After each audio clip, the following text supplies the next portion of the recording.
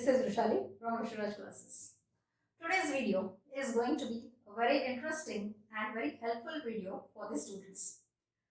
Many times we find that after the maths paper, the students happily they come and tell their parents and teachers that the paper was very easy and they are going to score full marks in maths. But at actuals, when they get the corrected papers in their hand, they find the marks are not as per their expectation, and the reason for losing the marks is some simple, silly, common mistakes.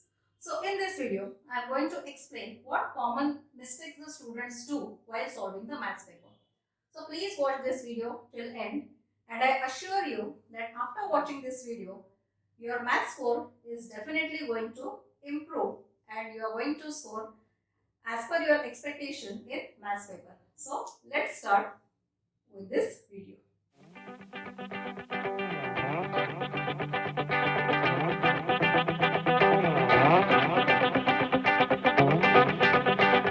Now the first common mistake what the students do is while operating the signs of the integers. Now let me tell you few examples. Here if it is plus 7 minus 9, the actual expected answer is minus 2. Because we know that what we have to do when the signs of the two numbers are different, we have to find the difference and put the sign of the greater number. This is the simple rule.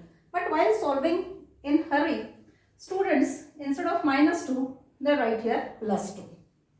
Then similar type of mistake what I find is if it is minus 7 and minus 9, even for this they write it as either plus 2 or minus 2, and the reason what they give is, no teacher, the difference is 2, so it is 2, and minus minus becomes plus, so it is plus 2. So here either we find here minus 2 or plus 2, but the actual expected answer here is minus 16. So this is one more type of mistake regarding this integers what we find while correcting the maths papers. Then here just let us check this example. Minus 7 minus 9, actual answer is minus 16. This is wrong. Now if the sign is like this here, minus into minus, when the sign comes here like this, minus into minus, then this becomes plus. So my students, they ask me this question, very often they ask me this question, that here why this minus minus is not becoming plus and here why minus minus is becoming plus. Here this is addition and subtraction, in that the rule is different, and here signs gets multiplied, here the rule is different. So when we explain this integer chapter, all these things are explained in detail. So now as the signs are different here, now the expected answer is plus 2. So we have to just take care of the basics of these integers and don't do mistake while putting the correct sign for your correct answer. So this is the common mistake regarding the integers what we find in correcting the papers. Now the next common mistake what I find is regarding exponents. Now if it is 3 to the power of 2. Now what is the meaning of 3 to the power of 2? It is 3 into 3 and the expected answer is 9. But many times the students what they do, they multiply this and they write this answer as 6, which is wrong. Similarly, if it is 2 to the power of 4, so what is the meaning of this? It is 2 into 2 into 2 into 2. Answer is 16. But the students what they do, 2 into 4 and they write the answer as 8, which is wrong. So even this mistake I find quite often while correcting the maths paper in my tuitions. So please don't do this mistake. Understand the question properly, understand the meaning of that properly, and then write the answer accordingly. Now the next mistake what I find is in factorization. Now in what way the students go wrong in factorization? Now suppose if the bracket is 6x plus 3. Factorization means we have to take the common factor out of this bracket. So here the common factor of 6 and 3 is 3. So 3 2s are 6 and 3 1s are 3. This is actually actually the expected answer. But in hurry, what the students they do is they write, okay, 3 is out. They write here 2x, and what they think, oh, 3 is already out, so nothing is remaining, and they close the bracket here. So here they lose the marks in factorization. And here I give one hint to the students that whenever you do these steps in factorization, you check your answer in reverse order. Means what? Now when you take this 3 common, multiply it. 3 2s are 6. 3 into 2x, 6x. 3 into 1 is 3. When we multiply this, we should get this answer. But if we do this with this answer, 3 into 2x, we get only 6x. What about 3? We are not getting 3. So this is how, while solving, just in 1 second, just cross verify whether what you are solving is correct or not. Even this mistake I find while correcting the paper. So please avoid this mistake. The next mistake what the students do, it's we can say a little bit funny mistake. And that mistake is selecting the correct formula in mensuration part. And mensuration means, area, perimeter, volume, and different geometrical shapes, cube, cuboid, triangle, rectangle, square, cone, different shapes are there. So while selecting, if you go wrong in selecting the formula, then your complete sum goes wrong. Now for example, if they ask the question related to circle, if it is a question related to circle, now in circle, just so I'll give you some example of the common mistake what the students do here. If they give radius of the circle is 7 centimeter, find its circumference. Circumference formula is 2 pi r. Instead of this, if you use the formula of area, that is pi r square, the question asked is circumference, and if you are calculating for area, you are not going to get even a single mark for that. So what is the question asked? According to that, you have to solve. Now just related to this, one more mistake what the students do here. Instead of radius, if they give diameter. Now if diameter is 14 centimeter, find the circumference. Now for circumference, 2 pi r, or when they give diameter, we have one more formula, that is pi into d, because 2 into r is our diameter. Now here, by giving diameter of the circle is 14 centimeters, and calculate the area.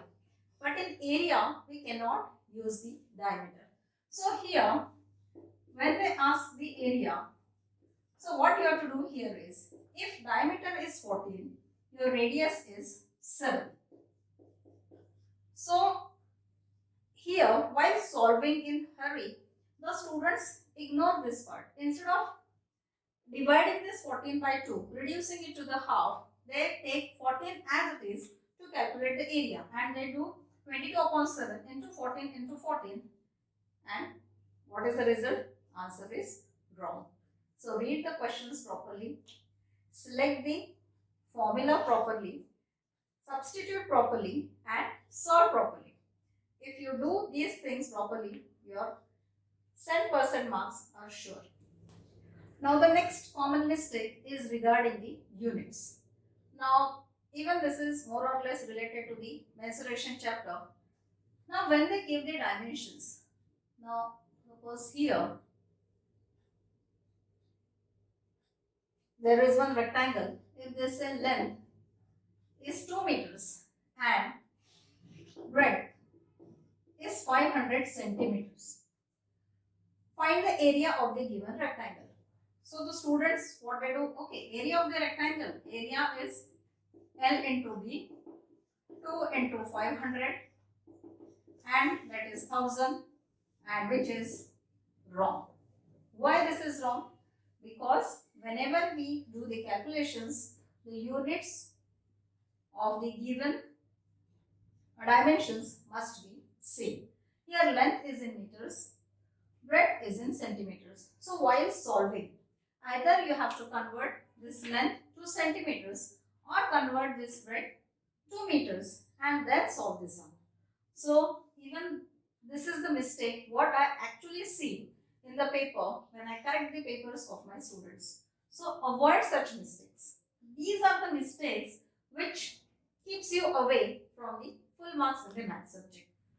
Now, related to the same thing, let me tell you one more mistake what the students do. We can't say it's a mistake, but it deducts your marks. What is that? See, whenever you write the final answer, it can be area, volume, or whatever it is. Don't forget to write the final units. Now, suppose area is equal to, if you write only 500, what about the units? Whether it is square centimeter, square meters, or what it is. So, here your teacher deducts your marks for not writing the units for the final answer. So take care, even though it is a very minor thing, but even this thing keeps you away from full marks in math subject. Now one more mistake what I see is in regarding the decimal place. So this mistake I find in the papers right from the lower classes to the higher class, right from the standard, from where the decimal chapter starts. So what is that mistake?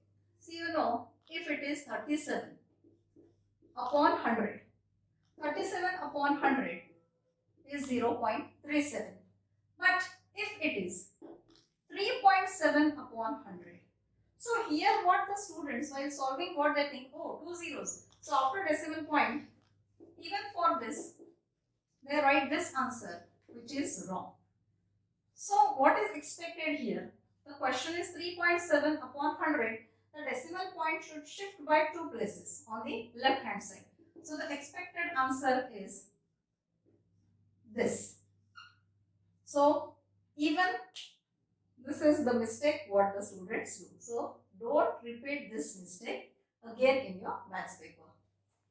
Now the next common mistake what the students do is with fractions, numerator and denominator. Now, whenever you have to find the answer up to 2 decimal places or 3 decimal places, so what we are supposed to do here? Numerator and denominator. What is the meaning of fraction? Now, if it is 17 upon 20, 17 upon 20. Always the rule is we have to divide numerator by denominator.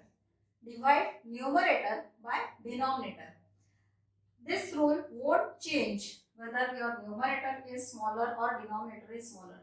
But if the students come across like this type of fraction, so again in hurry, by mistake, what they do, okay, 20 is greater number, they divide this by 17, which is wrong. So the rule is always divide numerator by denominator. So here we have to divide 17 by 20 and get the answer. So, this is a very small point but very important point if your intention is to score full marks in maths. So, as per my experience of correcting the maths papers, whatever common mistakes I see what the students do, I have tried my best to explain all those mistakes here. So, apart from this, very silly mistakes what the students do is in addition, subtraction, multiplication, division. Now that students, you have to be very particular while doing these things. So these mistakes you have to avoid by solving the or doing the calculations properly.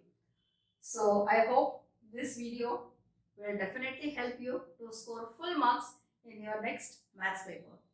So like this, I'll be coming with the useful videos for the students. So for that, be in touch and subscribe our channel. And thank you so much for watching this video.